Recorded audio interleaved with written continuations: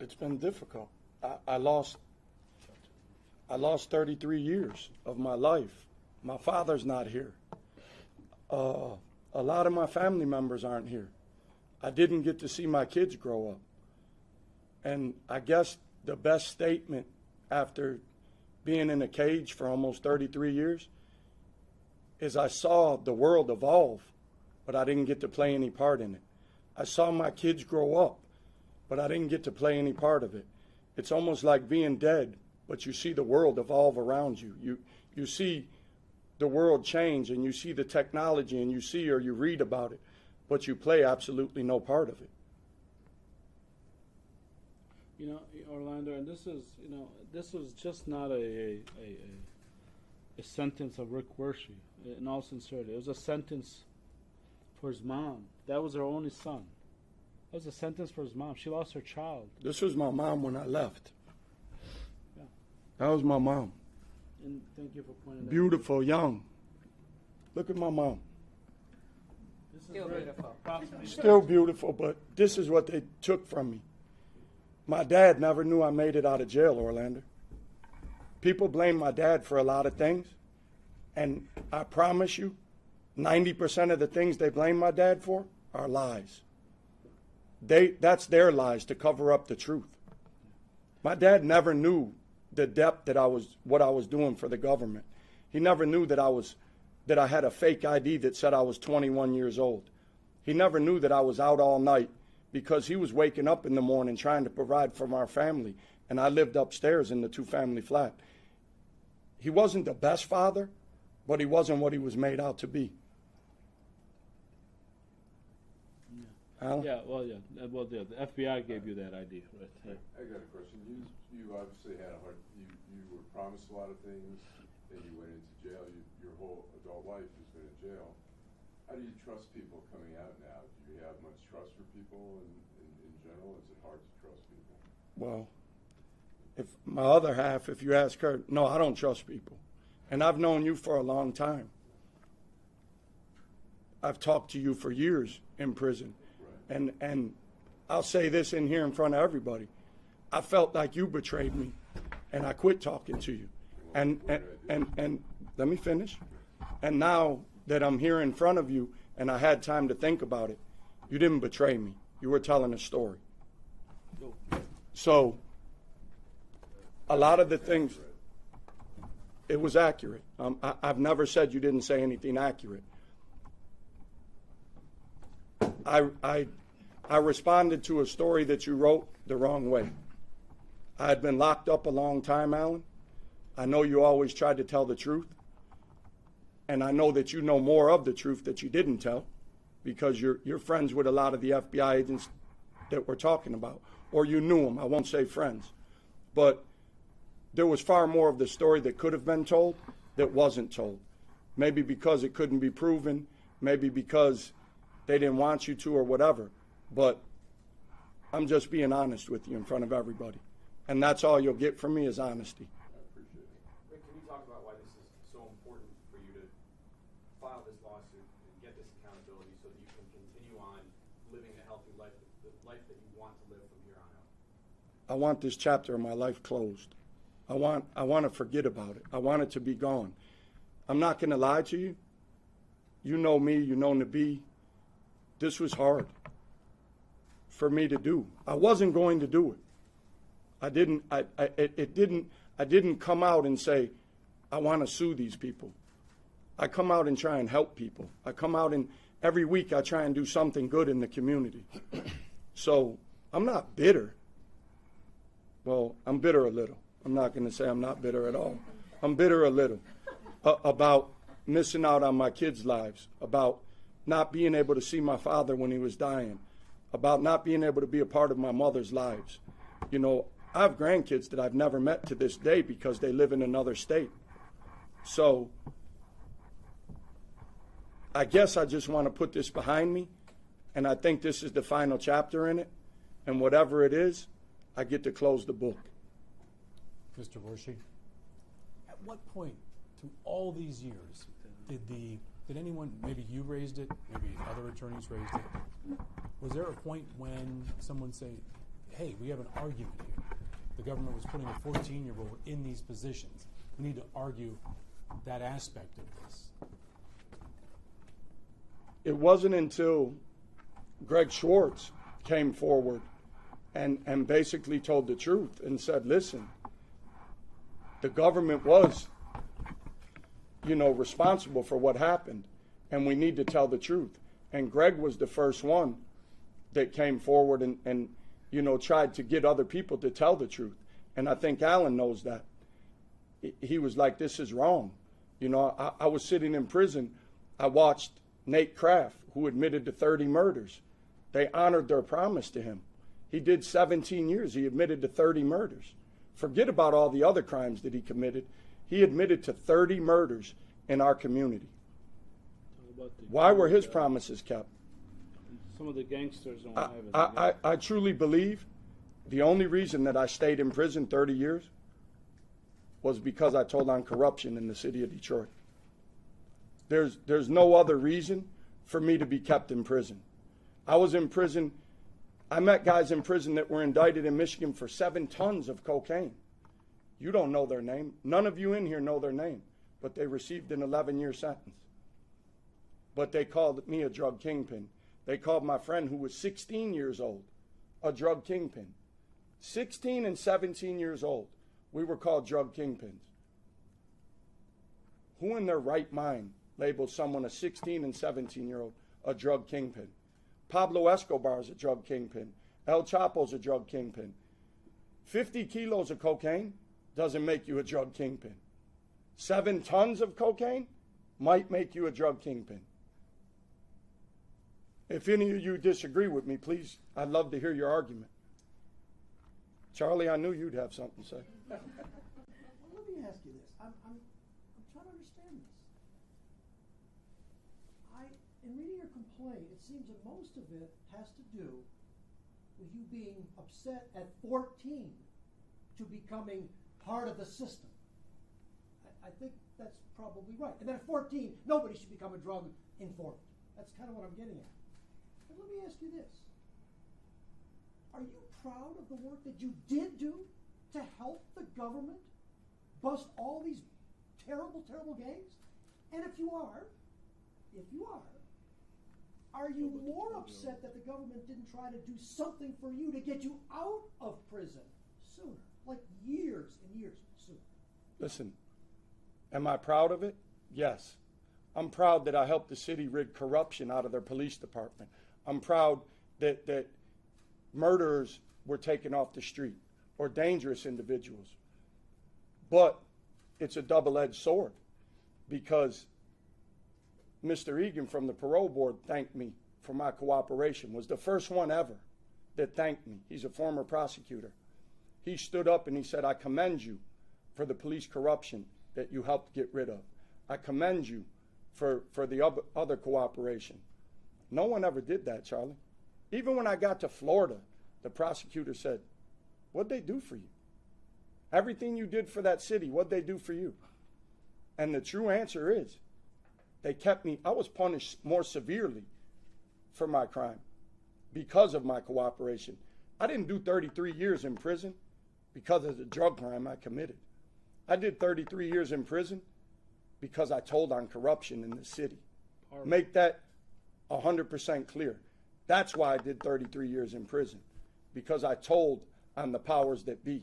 And I was too young and dumb to know that it would affect the rest of my life, or that it would affect my kid's life, or that it would affect my mother's life, or that I'd never see my father again. Hey, Rick, who do you think was behind that? Was it Gil Hill? Was it the mayor? I'm not comfortable with him asking that question, answering that question. All in the complaint basically spells it out. All the complaint spells it out. We know Gil was responsible for a large part of it. We know that. I won't say more than that, but we know, Alan, you better than anybody know about the Damian Lucas saga.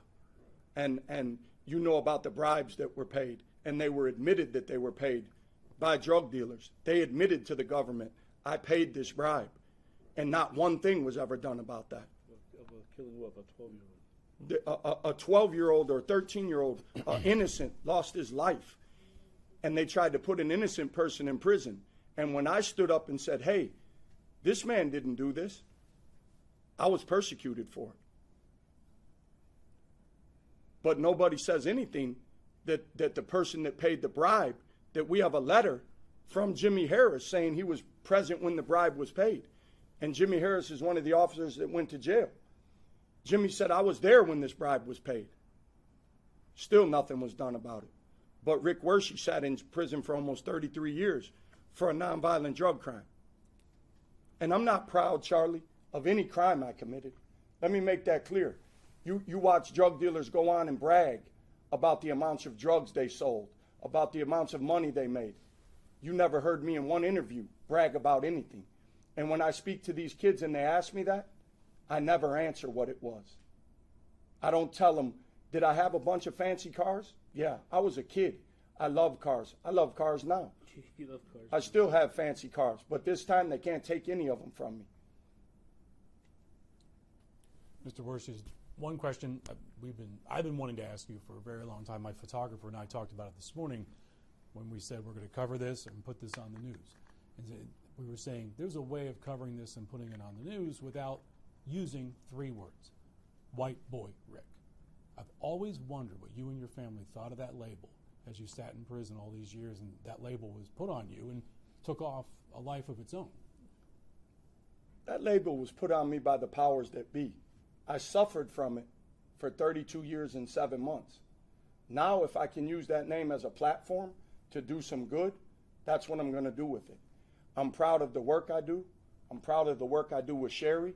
That's why she's here standing by my side. This morning I did an interview about prison reform. I'm proud of the work I do in the community. I don't call you guys when I'm giving out food with my nephew. I could call. I was doing it 8 years from prison. People said, oh, he's doing this from prison. I've done more in a year than I did in 8 years from prison, and I'll continue to do it. I've had people in the community come to me and say, why'd you come back here after what they did to you? Why are you doing this? The people in the community didn't do it to me. Corruption did what they did to me. So the people in the community, I love where I'm from. All I get is love when I'm in the city. People stopped today, took pictures, honked their horn. People know that what was done to me was an injustice. And if you're from the city, if you're not from the city, whatever. There's going to be good and bad said. I could care less what the bad is. All I care, I don't focus on the negative things. People that focus on negative things, they're small-minded people. Mr. Wershe, what kind of work are you doing, helping out with prison reform? Me and Sherry are working together on some prison reform issues. I work with Team Wellness, which is drug rehabilitation, mental health. We have a halfway house setting. We just opened a place in Westland that Sherry spearheaded for all women's facility. We're trying to get into the foster care system because the one thing I want to say is in prison, probably half of the people you meet, the younger generation, at 18 years old, you're kicked out of the foster care system. So it's kind of like a pipeline right to prison. For the girls, it's a pipeline right to the street of being abused. For the men, it's more of a pipeline that you're going to do what you have to do to survive. These kids want to eat. They want a roof over their head. Some of them turn to drug dealing. Some of them turn to robbery. We just need to correct. If we truly care about the youth today, we need to correct the systems that are failing them. And the foster care system is one that's failing greatly. Quick question for the attorney. Are you suing the individuals and not the FBI, not the U.S. Attorney's Office? Why? Am I correct there? There's a process. I think Rick said it earlier. This is not something that's easily taken to bring a suit about and reopening all those traumatic doors for him. Finally got to where he made up his mind to go after and do this. With that said, we ended up filing the FTCA claim. You need to file an FTCA claim that was filed yesterday. Before you have to exhaust your, what's called the FTCA, before you step into federal court and say the FBI, the U.S. Attorney, the United States of America as defendants. So That said, that's the purpose. So individually, that probably down the road will most likely change to the FBI and the U.S. Attorney's Office and other agencies. I'm sorry, can you clarify what an FTCA claim is? It's a Federal Tort Claims Act. It basically gives the rules. If the government, the United States government, you can only sue them if they tell you can sue me. All right, and by that matter is that you have to file what's called the FTCA administrative claim first and serve the parties that are involved, like the FBI and the U.S. Attorney's Office. And after that, they have 6 months to make a decision. From there, once they make a decision, then you can go ahead and bring suit in federal court of it. So most likely there will be an amended complaint down the road due to the time restrictions. Would your mom want to comment, Mr. Wershe? Got anything for you to say? You want to say anything, Mom? I'm glad he's home. I don't know how much time I have left to be around, but I'm happy he's here with me. Let me tell You you. want to tell them about that Tupac song we were listening to, Edie? Earlier? So I just want to tell you that the individual, Rick said he's not bitter. He's not. He really truly is. Wherever, and I've had multiple dinners with him. Wherever he goes, I mean, he's always trying to help. He's doing GoFundMe for an individual that's in jail out of North Carolina. He's doing a GoFundMe for an individual that's a paraplegic that can't get out of the wheelchair. He needs a van, so he's working to raise money for him to get a van.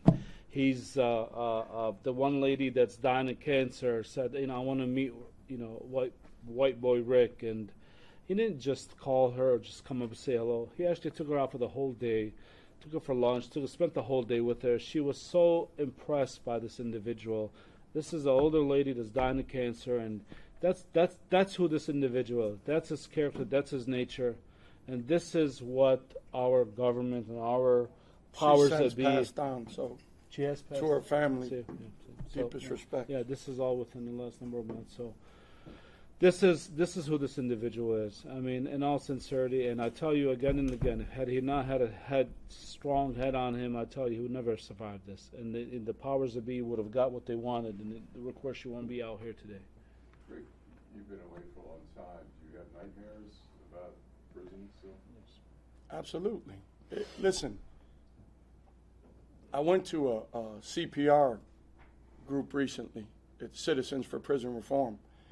And they were playing the sounds. They had a cell set up. And they were playing sounds that they had taken off the internet of like solitary confinement. You never forget those sounds, Alan. I lived that for 32 years and 7 months. I lived screaming and beating on the door and seeing people cut themselves because they couldn't take it, and seeing them take the guy across the hall from me out because he hung himself because he didn't have, the mental capacity to handle what he was going through. So, yeah, I have sleepless nights. I'm not going to tell you that my life's perfect, but after 32 years and 7 months, I was still blessed. Amen. I was blessed to come out what I came out to. I every morning, a good friend of mine sends me a daily read, and that's how I start my day, that people don't know. And like I said, I try and do something good every week because I'm not going to forget about the people that are in there that shouldn't be in there. That's not me. And people have asked me, I truly believe that half of the people in prison could be released and society would be just as safe as it is. And I've asked judges, I've talked to a Supreme Court judge since I've been home, I've talked to prosecutors, and the one question that I ask is if you could help me wrap my head around how does a child molester get 5 years, but a nonviolent drug offender gets 30 years? And nobody can give me an answer. There's no, I thought I was missing something, like someone could help me wrap my head around it. And I'm not saying that drugs tear up communities. They destroy communities. But I came home, and these big pharmaceutical companies, they created an epidemic out here. You have kids dying every day because they can't get the pills that pharmaceutical companies prescribe to them. So now they're turning to heroin, and you have scumbags that are selling heroin tainted with fentanyl. So, but all this was started not by a street level drug dealer. This was started by big pharmaceutical companies, Alan. So if you want to talk about a cartel, okay, the Mexicans have their cartels. What do we have? What do we have in America? What are these multi-billion-dollar pharmaceutical companies that sell fentanyl patches or sell oxycodone or any other opioid that wasn't here when I left, by the way? And I came out to this drug epidemic that shocks anybody's conscience, that you have kids in Birmingham that are addicted to heroin because they stole some of their mother's pills and became addicted instantly. That's not a crime? So just to go back to, the first couple of weeks that he was in jail, in prison, while I was speaking to his mom, he witnessed an attempted murder. I mean, somebody came, stabbed another inmate right in the neck.